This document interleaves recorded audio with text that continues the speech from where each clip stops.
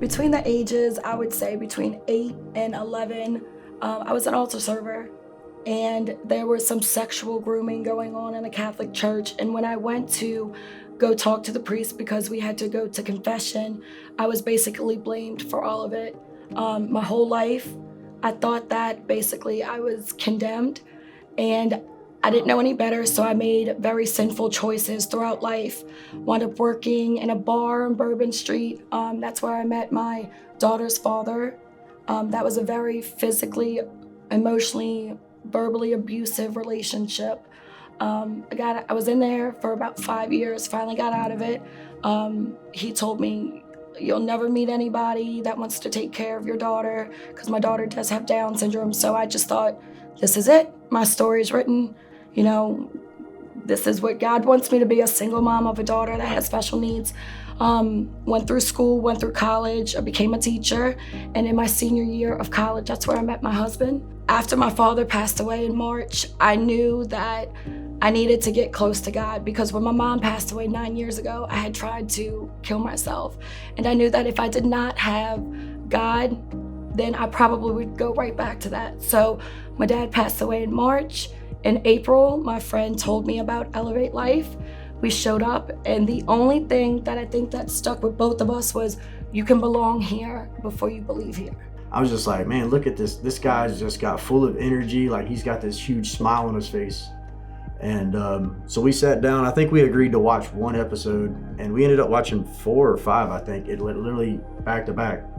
And I was like, you know what? Let's go check it out. What's the worst thing that can happen? We walked in on that Sunday.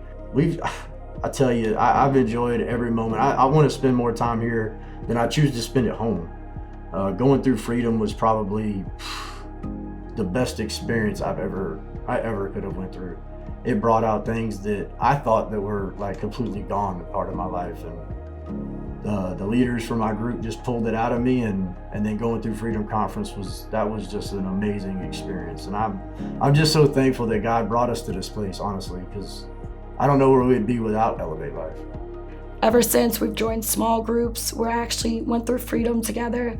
We're in a marriage group, and I see that by God's grace and His love, that I'm not condemned, that He does have a purpose for me, and that this is my purpose, to share my testimony and to share my story with everybody else that has gone through past church hurt and, abusive relationships. And we're here now, and our lives have completely changed. We incorporate prayer and Bible study with our kids, and y'all are changing lives.